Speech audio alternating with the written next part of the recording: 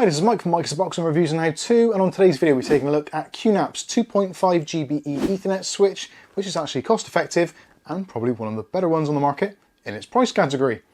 Keep watching to find out more.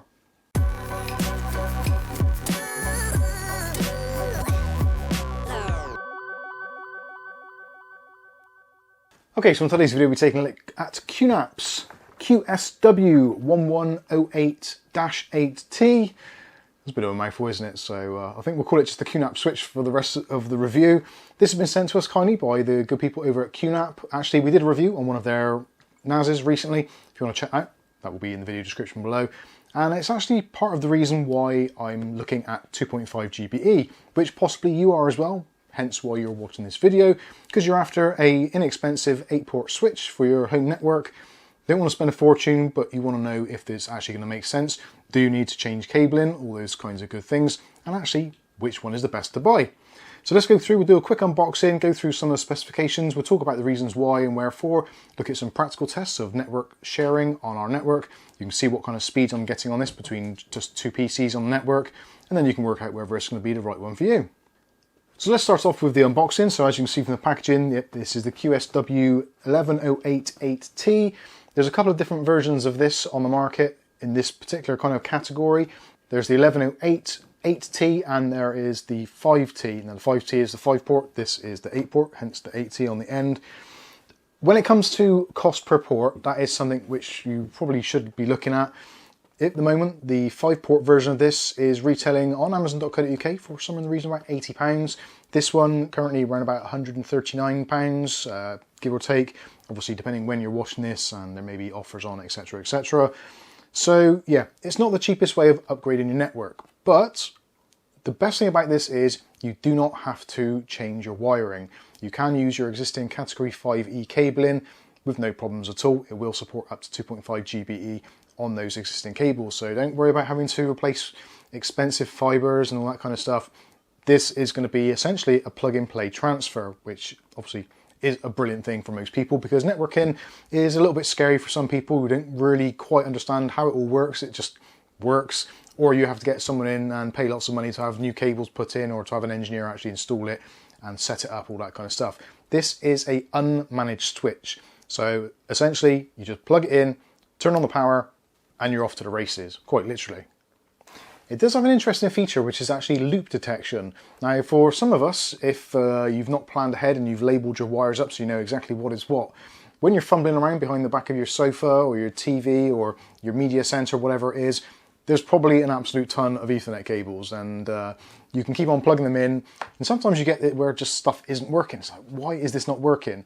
Well, this has a really interesting thing called loop detection. So if it finds a loop or network feedback loop where you've got two devices or a device plugged in twice, it will notify you. So if you've even got one cable which you think is going out of the room, but it's not, it's going straight back in, you plug it in, you get a red light on there to say there is a loop detected, and it will shut down that segment of the network and let the rest of the network carry on seamlessly without any problems at all. Whereas traditional switches would basically, if they found a loop, they would get into an endless cycle, and either they would crash or it would make the network basically unusable for a while. Obviously, all switches are slightly different. Some are better than others. You may not have come across that, but I'm guessing some of you probably have. One of the cool things about this as well is it is a fanless device. So there's no noisy, irritating fan in there. So if you are using this in your media area and you're listening to the intricacies of somebody's voice, then you don't have to worry about fans drowning it out, which is a really good thing. Loads of heat sinks in here, loads of thermal design, and also the casing itself is fully metal and actually acts as a large heatsink itself. Okay, so that's enough of that. Let's get on and unbox this thing. Actually, before we do that, let's talk about dimensions. So the dimensions printed on the box, so we're looking at 27mm high, 240mm wide by 105mm in depth.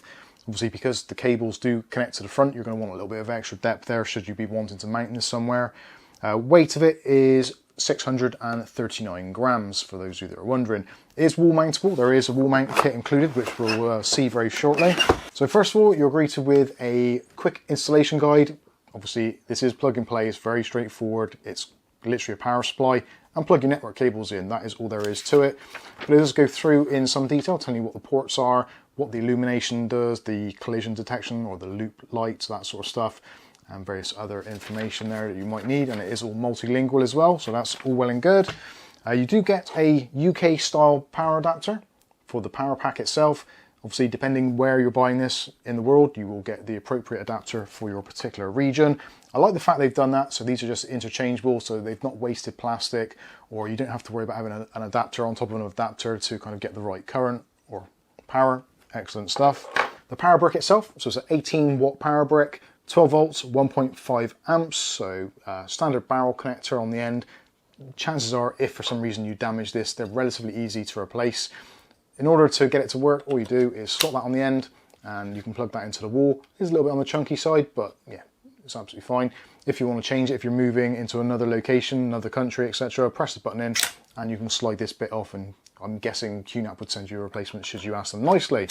So that is the power brick. The cable on that, if you're wondering, if you have a certain amount of room to go from where your power source is to the actual hub itself or switch itself, the cable is 1.5 meters in length.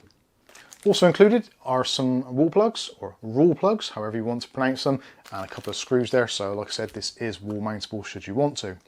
It does come included as well with some rubberized 3M feet, so you can put it onto a desk and it's not going to slip around. I've obviously taken those out of there to put it onto the switch already, that I have actually been using, and it's actually still a little bit on the warm side. So yeah, it does generate a little bit of heat, that can be said.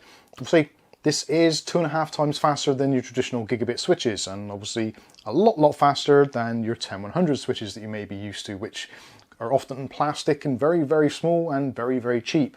Whereas this actually is a completely different ball game. It is a very solid unit, all metal construction, front, top, back, sides, the whole thing.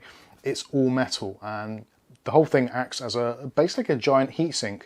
There is a heat pad on the bottom of the motherboard, which then connects to this section here, and then it lets the heat radiate right around it. So it is a massive passive heatsink, which is cool.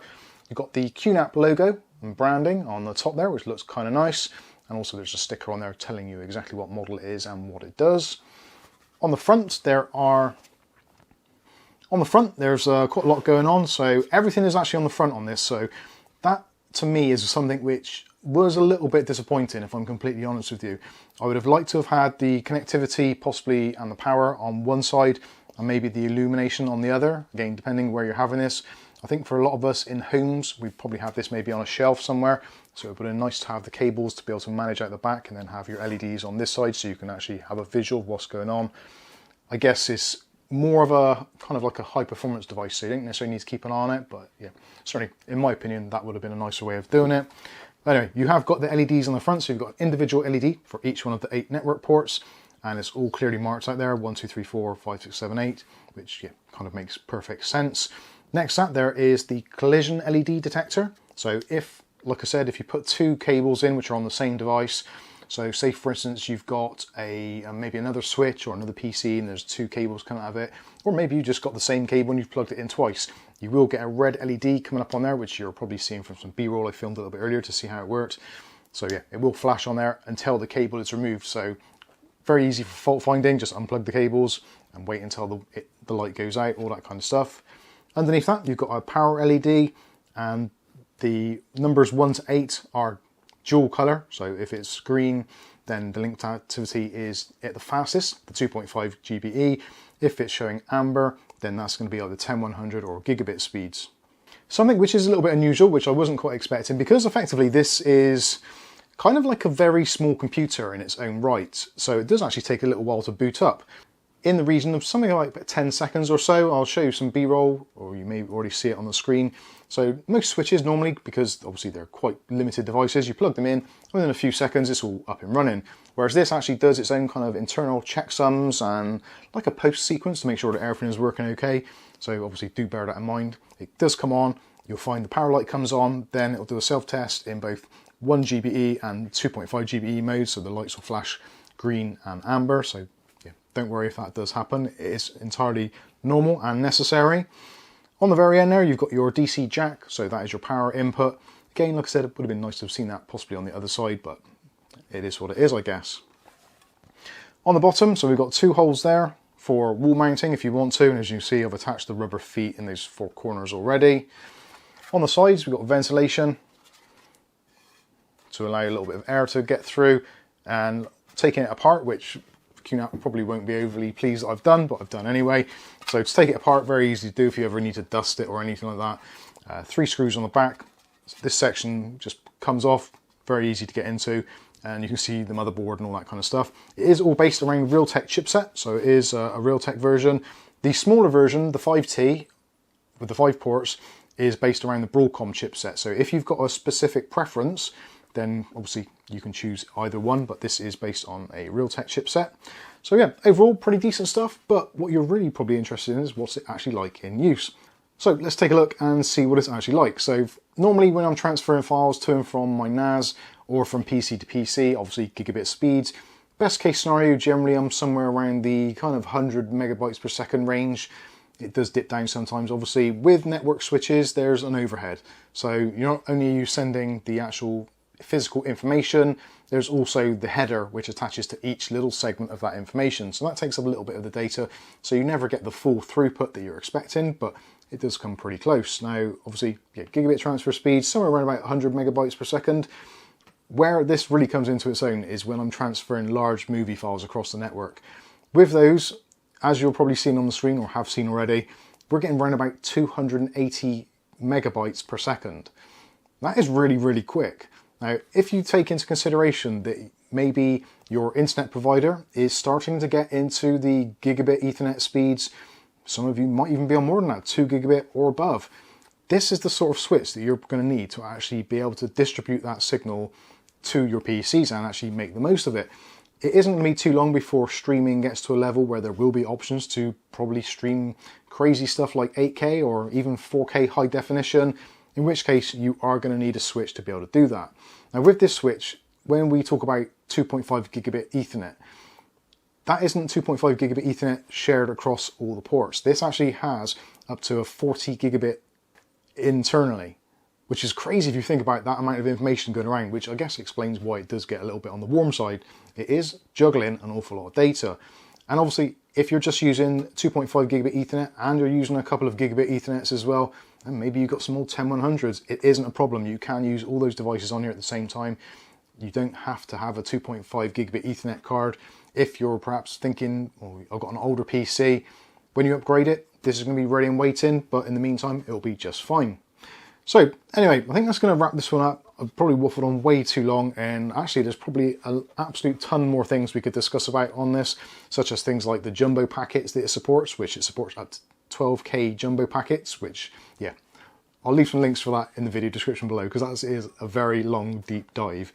But yeah, a very well high-spec switch, not even remotely close to what we're normally seeing on the market, 1 gigabit Ethernet switches, which are kind of 15, 20 pounds. This, you are paying for what you get. There is a lot of technology in here. So don't be put off by the price. Try it, see what your speeds are like, see if it improves your life, see if it improves your network speeds. For me, this is actually going to shave off a good few minutes every day of just waiting for network transfers. So in that terms, it is going to pay for itself pretty quickly. But what I think about it isn't important. What you think about it is. So let me know in the comment section below what your thoughts are on this. In the meantime, I've been Mike. This is Mike's Unboxing Reviews and How To, and hopefully we'll catch you in the very next video. Thanks for watching.